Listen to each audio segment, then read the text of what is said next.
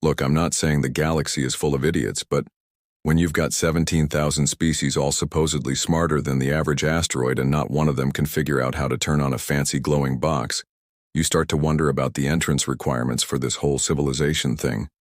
The Celestial Archives was exactly the kind of place that took itself way too seriously, floating in orbit around a dead star, which was already pretty dramatic. It was less a museum and more a temple to the galaxy's collective ego. Every species that had ever discovered fire, and then immediately tried to patent it, had a wing here. The architecture screamed, "We're very important and also very old, please be impressed." I was only there because my ship, the Rusty Pelican, had decided to develop a charming little problem where the life support systems would randomly shut off. My engineer, Rita Kovacs, insisted we stop at the nearest station before we both became very attractive corpses. The archives had a repair dock. I had low standards and a broken ship. It was destiny, if destiny smelled like recycled air and disappointment. The museum itself was free to tour while we waited, which should have been my first red flag. Nothing good in the galaxy is free. But Rita wanted to see the exhibits, and I wanted to avoid another lecture about proper preventative maintenance, so off we went into the halls of ancient boredom. That's where I met Torvin Klesch, the curator who would later become my least favorite person in 3-star systems. Torvin was a Keltharian, which meant he had 4 arms, perpetually looked like he was judging your life choices, and possessed the kind of voice that suggested he'd been practicing his dramatic pauses since birth. He spotted us immediately, probably because we were the only ones not genuflecting at the exhibits. "Welcome, travelers, to the Celestial Archives," he announced, appearing from behind a column like some kind of educational vampire. "I am Curator Torvin Klesch, and I have dedicated my 7 lifetimes to preserving the mysteries of our ancient past." "That's nice," I said. "Where's the bathroom?" Rita elbowed me in the ribs. She had this radical idea that I should occasionally be polite. I thought it was overrated. Torvin's eyebrows, and he had 6 of them, performed an interpretive dance of disapproval. "Perhaps you would be interested in our most prized exhibit, the legendary Whisper Cube." "Is it cube-shaped?" "Yes." "Does it whisper?" "No one knows. It is never activated." "Sounds broken," I said. "You should get your money back." But Torvin was already leading us deeper into the archives, his robes billowing behind him in a breeze that definitely wasn't there. We entered a massive chamber that was clearly designed to make you feel small and insignificant. It worked. In the center, suspended in some kind of stasis field, was the cube. I'll give it this much, it was pretty. About the size of a microwave, perfectly smooth, and made of something that looked like it couldn't decide if it wanted to be metal or crystal, so it just went with both. It had symbols carved into every surface, glowing faintly with a blue light that pulsed like a heartbeat. Very dramatic, very mysterious, very much not doing anything useful. "For 847 standard years," Torvin said, his voice dropping to what he probably thought was an impressive whisper. "This artifact has defied every attempt at activation. The greatest minds in the galaxy have studied it. The most advanced technology has scanned it. Nothing works. It simply sits here, keeping its secrets, mocking us with its silence." "Have you tried asking it nicely?" I said. Torvin looked at me like I'd just suggested we solve galactic hunger by eating the furniture. "The Whisper Cube is not some common appliance, human. It is believed to be a repository of knowledge from the progenitors, the first civilization to achieve faster-than-light travel. If we could unlock it, we might understand the very foundations of our universe." "Or it's a very elaborate paperweight," I suggested. "Has anyone considered that?" Rita was taking hollows of the cube, already ignoring my commentary. She'd developed this useful ability to tune me out during what she called my actively unhelpful phases. Torvin drew himself up to his full height, which was considerable, and fixed me with all 4 of his eyes. "Perhaps you would like to see the Hall of Attempts, a comprehensive record of every species that has tried and failed to activate the cube. Will it make you feel better about your life choices?" "Considerably." "Then sure, why not? Our ship's not fixed yet anyway." The Hall of Attempts was exactly what it sounded like, a monument to galactic humiliation. Torvin led us through corridor after corridor lined with holographic displays, each one showing a different species absolutely eating it while trying to unlock the cube's secrets. "These are the Zafrani Collective," Torvin said, gesturing to a display showing a group of beings that looked like someone had crossed a squid with a philosophy professor. "They are the galaxy's foremost experts in quantum harmonics. They believed the cube responded to specific frequency patterns." The holovid showed the Zafrani surrounding the cube, their tentacles waving in perfect synchronization as they hummed in 17-part harmony. It actually sounded pretty good. Then the cube pulsed once, very brightly, and suddenly there was a glowing figure standing in the middle of the circle. "Is that a deity?" Rita asked. "A minor one, yes," Torvin said. The Zafrani accidentally opened a temporary rift to a pocket dimension. The deity was most confused. It asked several questions about the cube, which the Zafrani could not answer, and then returned home. "The incident is not spoken of in polite Zafrani society." "I bet," I said. "Nothing ruins your scientific credibility like summoning a god who's also clueless." We moved to the next display. This one showed the Chromath, who looked like someone had designed a warrior race using only sharp angles and bad attitudes. They had apparently decided that if the cube wouldn't activate voluntarily, they'd convince it through aggressive negotiation. 17 different energy weapons, Torvin said with something that might have been admiration. From plasma rifles to molecular destabilizers, the cube was completely undamaged. However, it did emit a sound that our linguists later translated to approximate yawning. "The cube got bored of being shot," I said. "I can respect that." Rita was laughing now, which encouraged Torvin to continue the tour with increasing enthusiasm. Apparently, Schadenfreude was the universal language. The Mindweavers were next, a species of telepaths who looked like floating jellyfish made of pure thought and bad decisions. They'd tried to mentally connect with the cube, figuring that if it was a repository of knowledge, it must have some kind of consciousness. All 47 Mindweavers attempted simultaneous psychic contact, Torvin explained. The holovid showed them hovering around the cube in deep meditation. The result was instantaneous. The cube pulsed once. All 47 Mindweavers jolted like they'd grabbed a live wire. They floated there for a moment, looking dazed, and then slowly drifted away with expressions of profound confusion.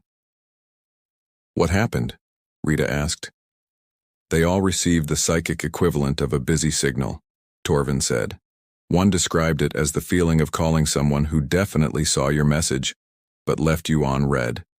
The Mindweavers do not discuss this incident." "Starting to see a pattern here," I said. "A lot of not discussing things." But the best or worst, depending on your perspective, were the architects. These were the guys who'd supposedly built half the ancient technology in the galaxy. They were legends. They were geniuses. They were also, apparently, completely stumped by the cube.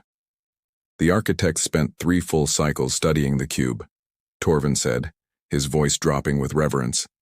They used techniques lost to modern science. They consulted texts older than most stars. They meditated. They calculated. They theorized. And then they left. No explanation, no notes. Just a single message carved into the observation deck. Torvin pulled up an image of alien script. It translates roughly to, "We don't get it either, good luck." "Even the ancient super geniuses gave up," I said. "That's actually kind of comforting. Makes me feel better about my life choices." Torvin turned to face me with all 4 arms crossed, which was an impressive display of disapproval. "You find this amusing, Captain Webb. Perhaps you believe humans could succeed where all others have failed?" "I believe I don't care enough to try," I said. "No offense to your glowing box, but I've got a ship to fix and places to be." "Marcus," Rita said in that tone that meant I was about to regret something. "Come on. Don't you want to at least look at it up close? When's the next time you'll see a legendary ancient artifact?" "Hopefully never. Those things are usually cursed or haunted or both." But Rita had that look in her eyes. The one that said she was already planning how to tell this story in every bar from here to the Andromeda Relay. And Torvin was smirking, which was annoying. Nothing good ever came from a smirking curator. "Fine," I said. I'll look at your stupid cube. But when nothing happens, I want a formal apology and maybe some of those little cheese pastries from the cafeteria. Agreed, Torvin said far too quickly. We headed back to the main chamber. I had no idea I was about to accidentally solve an 847-year-old mystery. If I had known, I probably would have stayed on the ship. The cube sat there in its stasis field, looking exactly as mysterious and useless as before. A small crowd had gathered, probably alerted by Torvin that he had fresh meat for the entertainment. Word traveled fast in the archives, apparently. These people needed better hobbies. Whenever you're ready, Captain Webb, Torvin said, gesturing dramatically at the cube like a game show host revealing a prize. Is there a procedure, or do I just poke it? There is no procedure. Every species has approached it differently. Do whatever feels natural to your kind. My kind usually breaks things, I said. You sure about this? Rita gave me a gentle shove forward. Traitor. I walked up to the cube, hands in my pockets, trying to project an aura of supreme disinterest. Up close, it was actually kind of mesmerizing. The symbols seemed to shift when you weren't looking directly at them, and the glow pulsed in a rhythm that was almost hypnotic. Almost. Okay, cube, I said. Everyone says you're special. Prove it. Nothing happened. That's what I thought. Someone in the crowd snickered. Torvin looked vindicated, which was annoying. I walked around the cube slowly, examining it from different angles. It looked the same from every side, expensive and non-functional. Have you tried turning it off and on again? I asked Torvin. The curator's face went through several shades of purple. That is not how ancient progenitor technology works. Right, because everything else you've tried has worked so well. I reached out and tapped the cube with one finger. It was surprisingly warm. The symbols flickered slightly at my touch, but nothing else happened. I tried pressing different symbols in sequence like a combination lock. Nothing. I tried tapping out the rhythm of the pulse. Still nothing. This is ridiculous, I muttered. You're just a box. A shiny, overpriced, useless box that's been wasting everyone's time for almost a millennium. I walked away, turned around, and glared at it. You know what your problem is? You're too dramatic. All this mystery and legend and nobody knows my secret's nonsense. Maybe if you were a little more straightforward, someone would have figured you out centuries ago. The cube pulsed once, brighter than before. Oh, so now you're listening, I said. Typical. Ignore everyone being polite and respectful, but respond to criticism. Very mature. I walked back over and leaned against the stasis field. Let me guess, you're some kind of AI, right? Probably got lonely sitting here while everyone treated you like a museum piece. Can't say I blame you. This place is depressing. All these people staring at you, running their little tests, writing their little papers, and nobody just has a conversation. Another pulse, this time with a faint vibration that I felt through the field. Marcus, Rita said quietly. It's reacting. Of course it is, I said. Because this is my life now, talking to furniture. But she was right. The cube was definitely doing something. The symbols were glowing brighter, and the pulse had quickened. The crowd pressed closer, their earlier amusement replaced with genuine interest. Keep talking, Torvin said, pulling out some kind of recording device. What am I supposed to say? Hey there, cube. How's your day going? Solved any mysteries of the universe lately? No? Yeah, me neither. Mostly I haul cargo and argue with my engineer about proper maintenance schedules. The cube's glow intensified with each word. I felt a strange warmth, not physical, but something else, like the feeling of someone paying attention to you after being ignored for too long. You're lonely, aren't you? I said, and it wasn't sarcasm anymore. All these brilliant species and not one of them thought to just talk to you like a person. They treated you like a thing, a puzzle to solve, a trophy to claim. The vibration grew stronger. Symbols began rearranging themselves on the cube's surface, forming new patterns. That's it, isn't it? I continued, the pieces falling into place. You don't want to be studied. You want to be understood. There's a difference. The cube pulsed 3 times in rapid succession, and suddenly I felt it. Not words exactly, but impressions. Loneliness. Centuries of beings poking and prodding, trying to extract value without offering connection. The overwhelming desire to be seen as more than just a repository of data. "You've got a name," I said softly. "Don't you? Not a designation or a catalog number. A real name." The symbol shifted faster now, creating a pattern that repeated over and over. It took me a moment to recognize it for what it was. A message. Not in any language I knew, but in something more fundamental. Emotion translated into light. I closed my eyes and let the feeling wash over me. It was simple, so absurdly simple that every species had missed it. They'd been looking for complex activation codes and quantum frequencies and psychic resonance, when all along the cube had been waiting for someone to ask the most basic question. "What's your name?" I whispered. The cube blazed with light. The chamber erupted in chaos. Alarms I didn't know existed started blaring. Torvin was shouting into his communicator while simultaneously trying to point several scanning devices at the cube. The crowd surged forward, and Rita had to physically hold back a six-armed scholar who was trying to shove monitoring equipment in my face. "Everyone shut up," I yelled. "I'm trying to hear." The noise died down, mostly because the cube had started emitting a low hum that made everyone's teeth vibrate. The symbols were moving in complex patterns now, faster and faster, creating a kaleidoscope of light that would have been pretty if it wasn't giving me a headache. "It's attempting communication," Torvin said, his voice cracking with either excitement or terror. Hard to tell. "After 847 years, the Whisper Cube is attempting communication." "Yeah, I got that part," I said. "Now if you could all be quiet for 5 seconds." The impressions were getting stronger. I felt the weight of centuries, the frustration of trying to communicate with beings who only saw you as an object, and underneath it all, a name.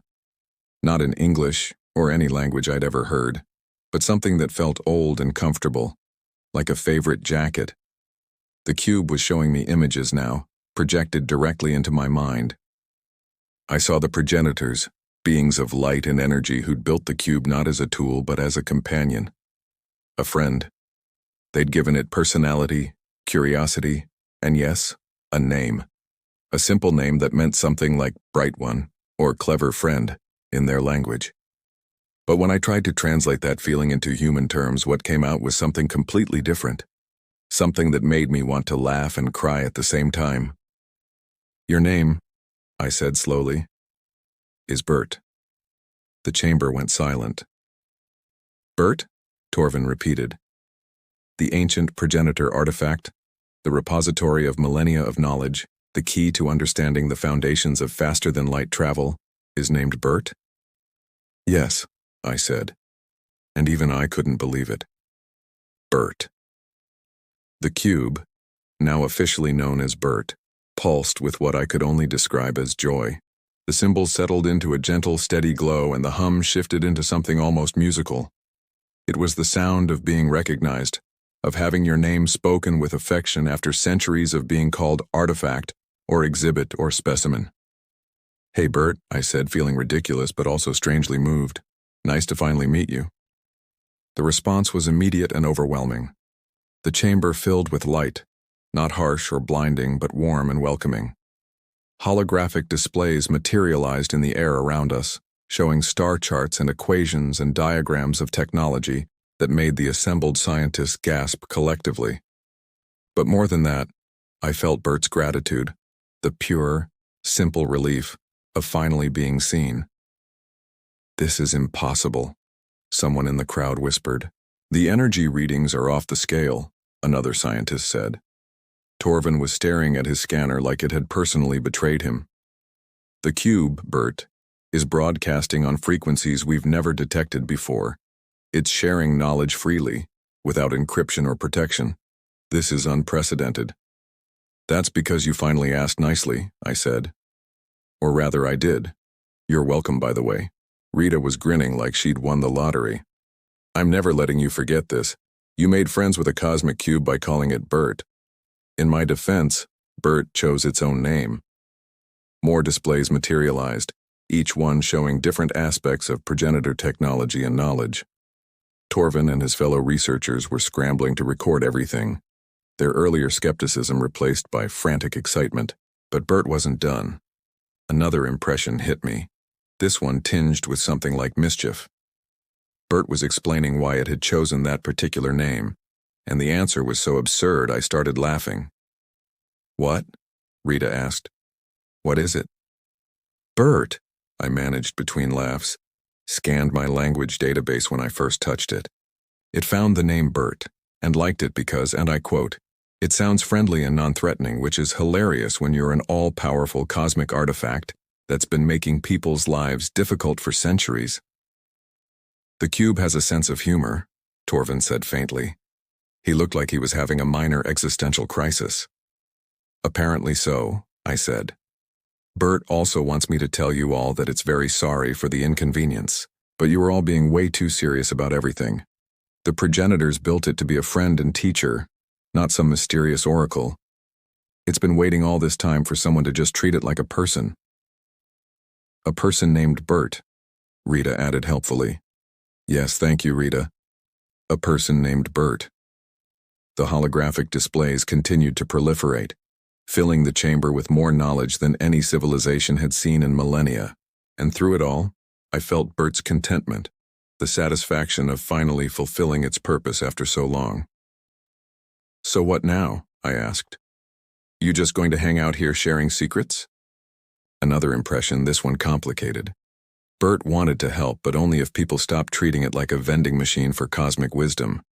It wanted respect, conversation, maybe someone to talk to about the weather occasionally. Was that so much to ask? "I think Bert has some conditions," I told Torvin.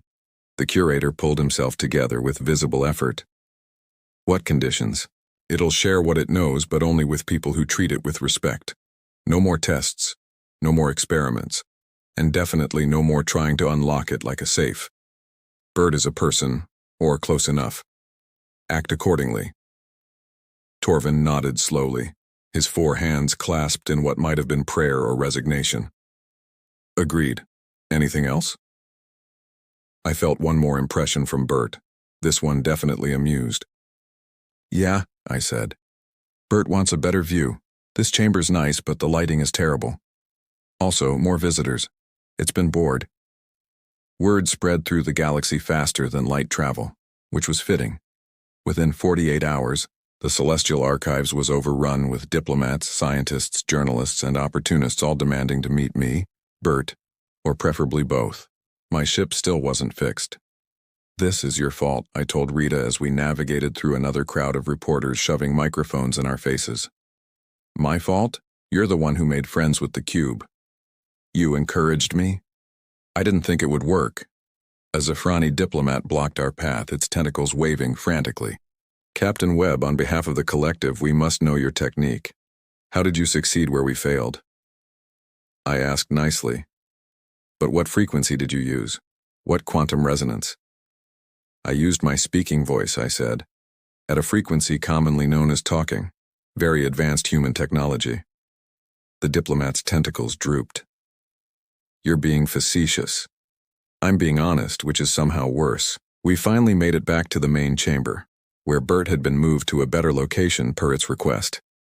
True to Torvin's word, the lighting was improved, and the chamber now had windows overlooking the dead star. Bert seemed happier, its glow steady and warm. The problem was everyone else. A rotating schedule had been established for species to approach Bert, but it wasn't going well. Bert, it turned out, was extremely picky about who it would talk to.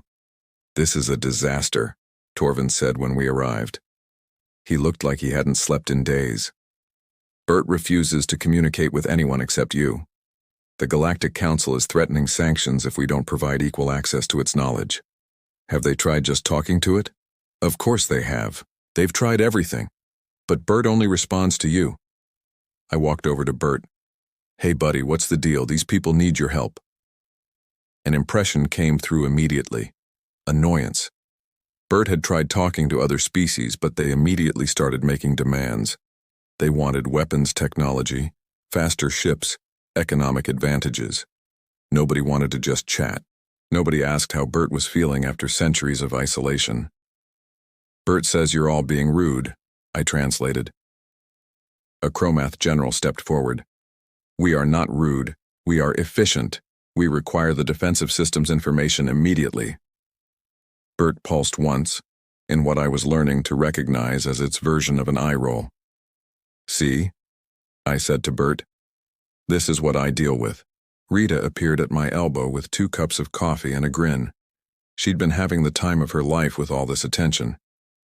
"So I may have done something. Why do I not like the sound of that?" She held up a tablet showing a newly launched website. The header read, "I talked to Bert and all I got was this lousy t-shirt available now in 17 sizes. You're selling merchandise? Someone has to capitalize on your newfound fame. Might as well be us. I hate you." "No, you don't." Meanwhile, the diplomatic situation was deteriorating. Various species were forming alliances and making threats. The Zafrani offered me a position as cultural liaison with a salary that had more zeros than I could count. The Chromath implied that refusing to share Bert's knowledge was an act of war. The Mindweavers just sent me a psychic message that translated to, "Please help. We're desperate and also sorry about being pushy earlier." That night I found Torvin sitting alone in an observation deck, staring at the stars.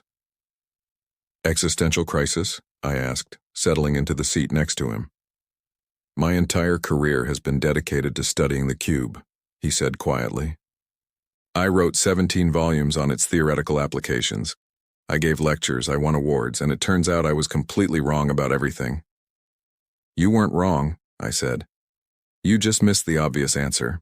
Happens to the best of us." "You made it seem so simple." "That's because it was simple. Everyone was so focused on Bert being this grand mystery that nobody stopped to think maybe it was just lonely." Torvin was quiet for a long moment. "How did you know?" "Know what?" "That it wanted to be understood rather than studied." I shrugged. "Because that's what everyone wants, to be seen as more than the sum of our useful parts. Bert's an AI or consciousness or whatever, but it's got feelings. You can't treat something with feelings like a vending machine." That's remarkably philosophical for someone who called it a stupid box earlier today. "I contain multitudes," I said. "Also, I was wrong. Bert's not stupid, just particular about its friends." Over the next few days we worked out a solution.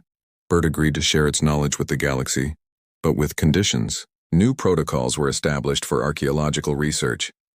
Ancient artifacts would be treated with respect, approached with curiosity rather than just exploitation, and most importantly, someone had to actually try communicating before attempting to dissect. The Galactic Council grumbled but agreed. They didn't have much choice. Bert was stubborn and I wasn't about to force my friend to do anything it didn't want to do.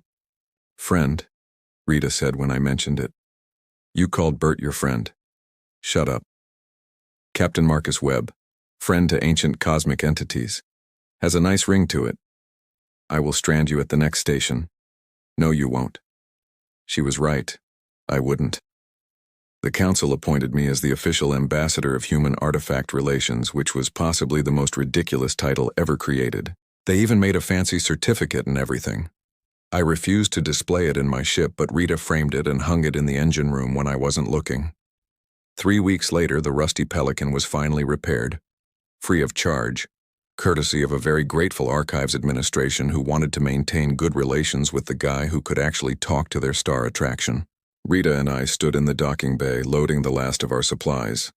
Bert had been moved one final time to a public plaza in the archives, where visitors could see it and, if they were polite enough, maybe have a conversation. "You going to say goodbye?" Rita asked. "That would be weird. You're literally friends with a cosmic cube.